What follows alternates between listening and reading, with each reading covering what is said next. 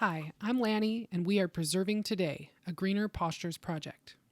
Okay, today I'm making some more fermented applesauce for my fridge, so I thought I'd throw on the camera and make a quick video. I just need to peel, core, and roughly chop these apples before I toss them in the food processor. Here I go. And I'm only peeling these because they're store-bought apples and they're coated in wax. I don't peel the apples when they come from our trees because I know we haven't sprayed and there's no coating. You might wonder why I'm fermenting applesauce rather than freezing or canning it. Well, there are a lot of reasons. Nutrition, probiotics, and most of all, flavor. Fermentation is just creating an environment for beneficial bacteria to grow. This bacteria will help preserve the food. That same bacteria is also really good for our gut. This recipe is just apples, a little salt, and some whey from the yogurt I made previously. If I were to make fresh applesauce and put it in my fridge without fermenting it, it would only last a few days before it started to spoil or mold. By letting it ferment, this will last in the fridge for a month or more. With canning, there is some nutrient loss. Canning uses very high heat to clear all the bacteria out. This also kills off some of the vitamins and nutrients, and it becomes a sterile, dead food. While I love canning for certain things, if I'm able, I always prefer to ferment applesauce. It's really quick, it only takes 10 minutes to prepare, and it ferments in 24 to 48 hours.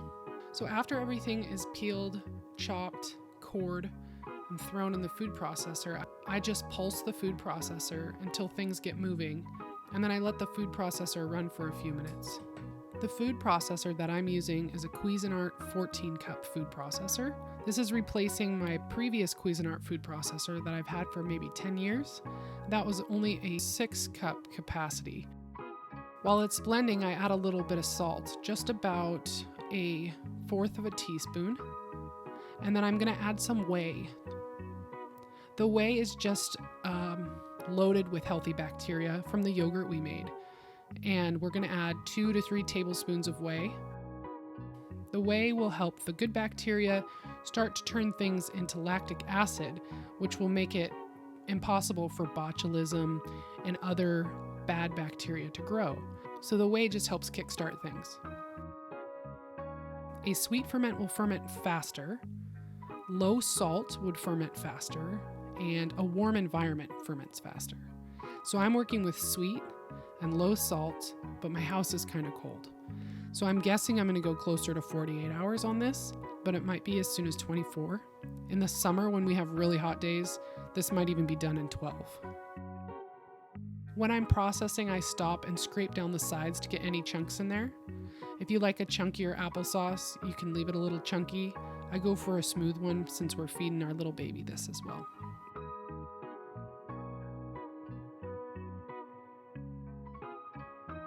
Okay, I'm getting a quart-size canning jar and this very familiar wide mouth canning funnel that I use in my kitchen all the time. You've probably seen it in my other videos. And I'm just gonna scrape everything in. When I'm putting my applesauce in the jar, I'm careful to at least leave 1 inch of headspace on the quartz jar. This is gonna leave room for the applesauce to expand. When it becomes active with the new bacteria, it'll get bubbles in it and it'll kind of rise up in the jar. If I overfill it, the jar will likely overflow as it's fermenting and makes it kind of a sticky mess. All right, now I'm gonna cover it with a coffee filter and a rubber band, and I'm gonna label it with the date and time. Just keep in mind that smaller vessels ferment faster. So if you were to try to do a large batch of this in like a gallon-sized jar or a half-gallon jar, it's going to take longer, and I would also recommend stirring the applesauce thoroughly once or twice a day if you were doing a big batch. Okay, here we are 24 hours later. Let's check it out. When I scoop it, I'm looking for these little tiny bubbles, which you can possibly see in this video. Those little bubbles are showing me that the bacteria have colonized and it's alive. I also put my ear to it and I could hear it. I can hear it's alive. It's sparkly sounding, for lack of a better word. And when I taste it, there's an effervescence to the applesauce that is magic. It's my favorite part of fermentation is the visible and audible bubbles that you see and how they feel on your tongue.